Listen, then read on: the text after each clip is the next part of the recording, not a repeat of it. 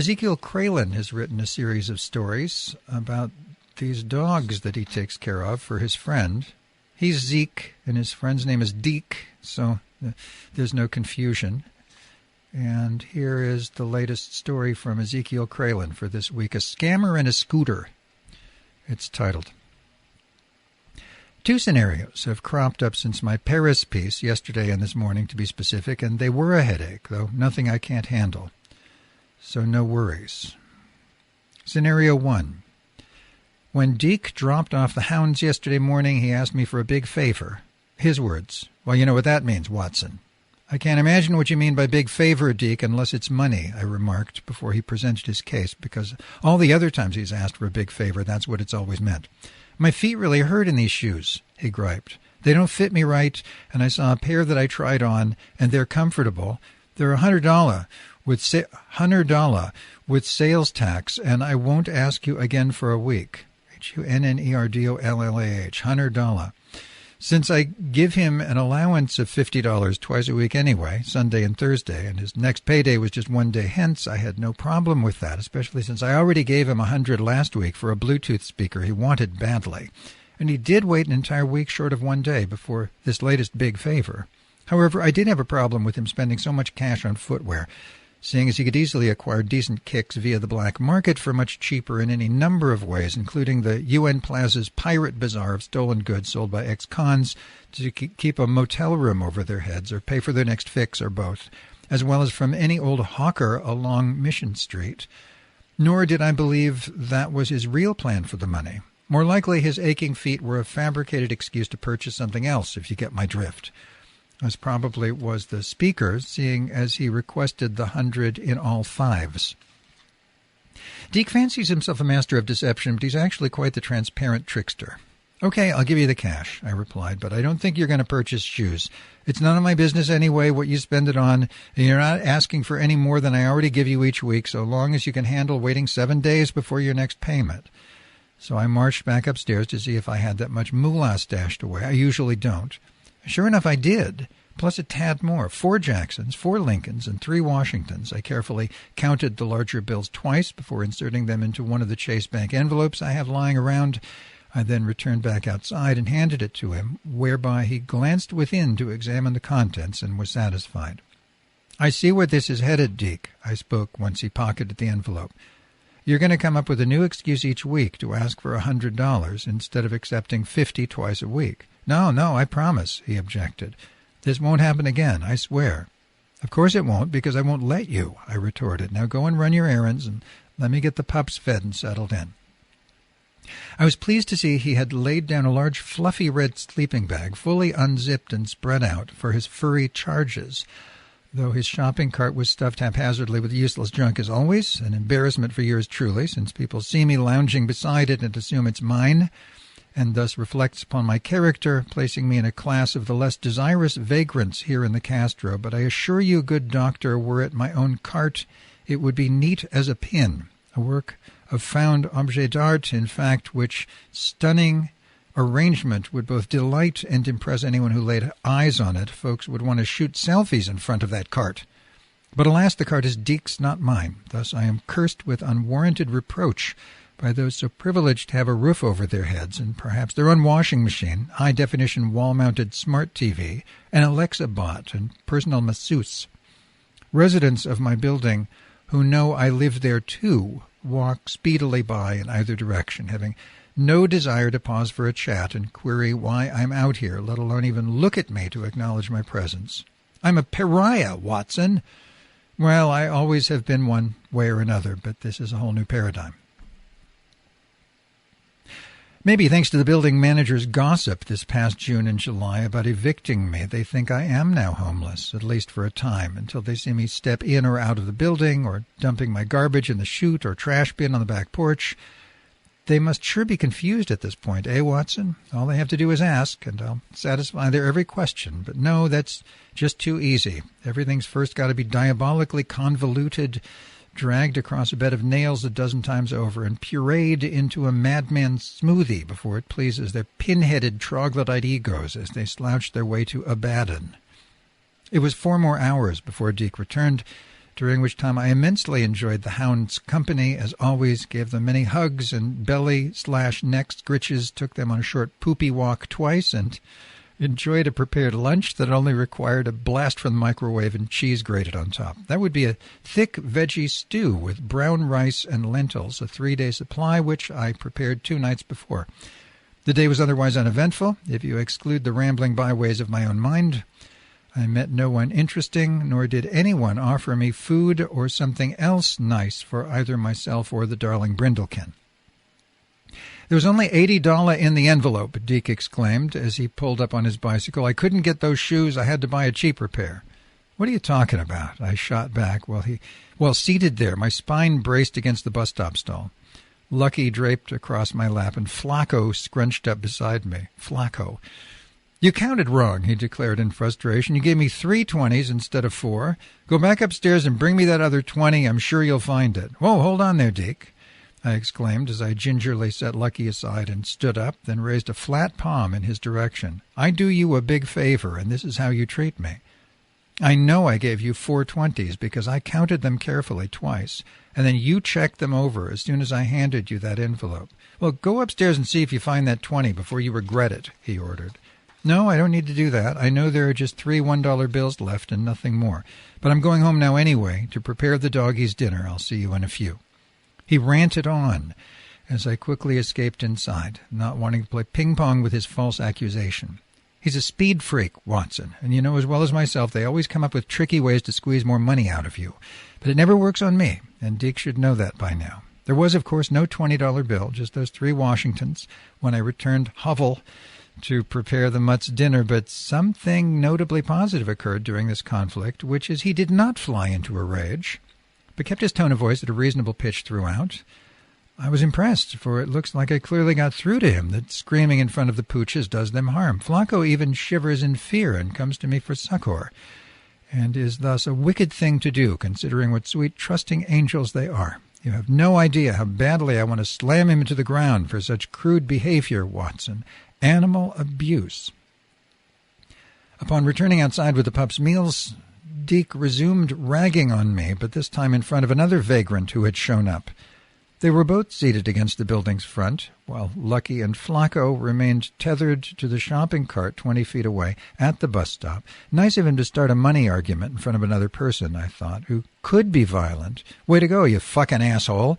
Fortunately, he was not. In fact, he kept his clams shut for the entire clash, which lasted no more than 2 minutes, after which I went over to the mutts and sat down with them for a little while.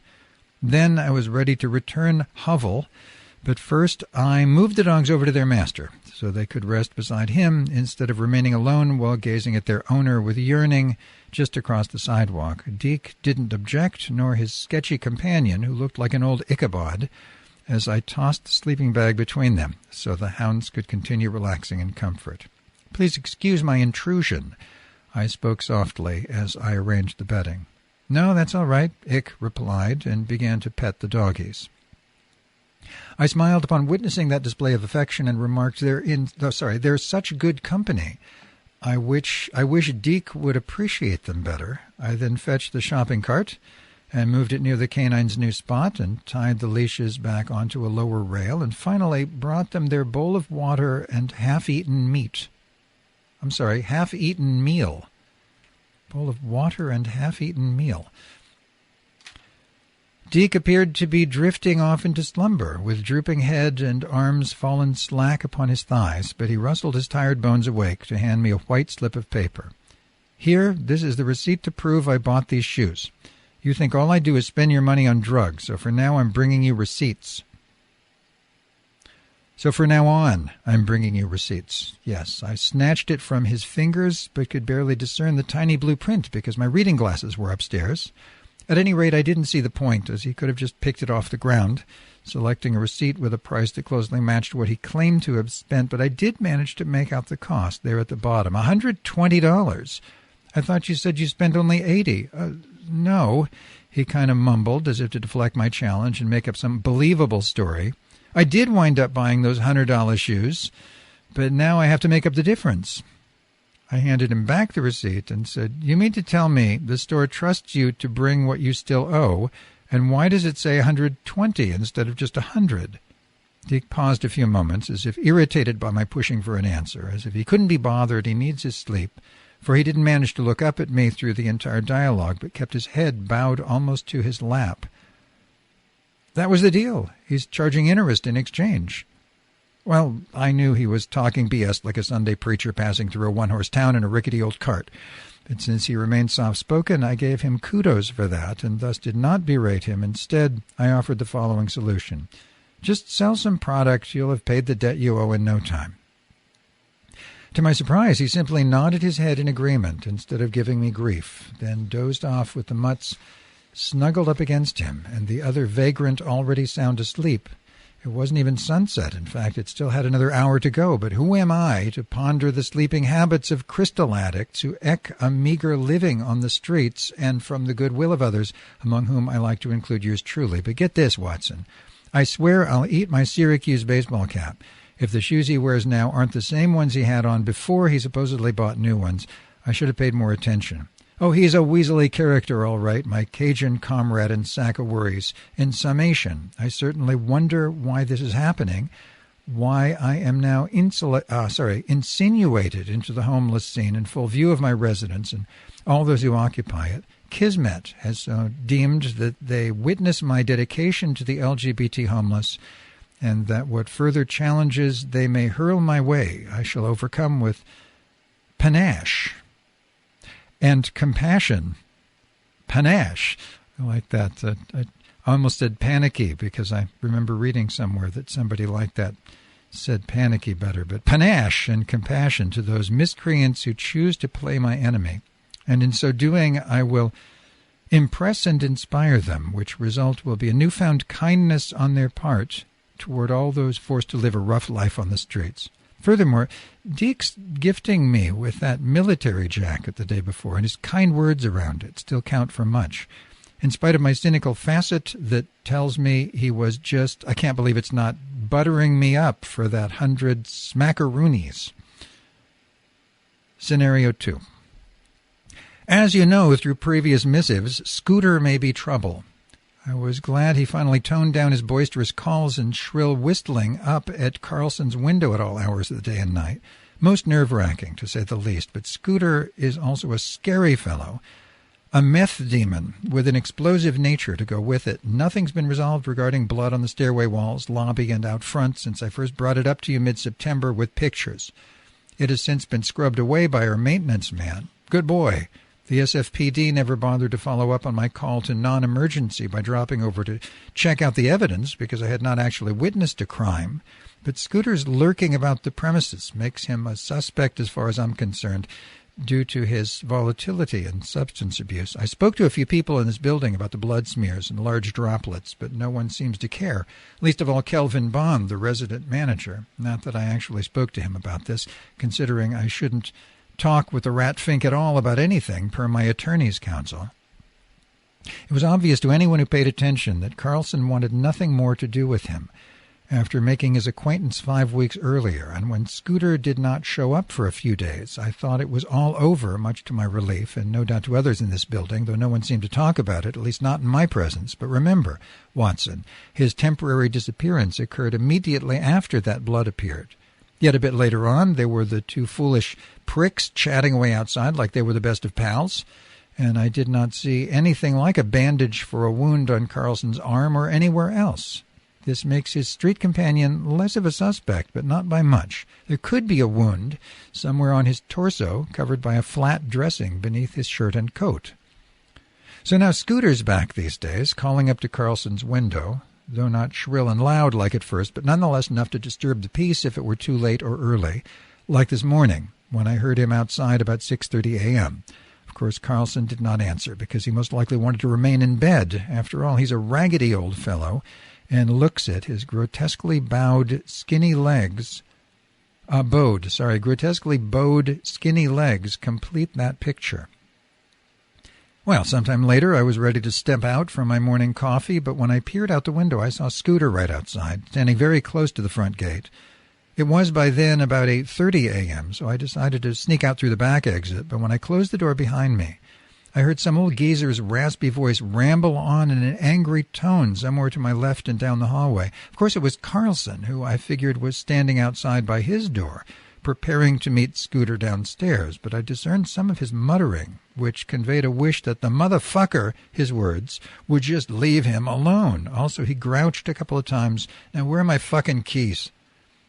I then backed away from the main hallway and hid in the small alcove beside my door, assuming he was about to proceed toward the stairway and wobble on downstairs. But he did not.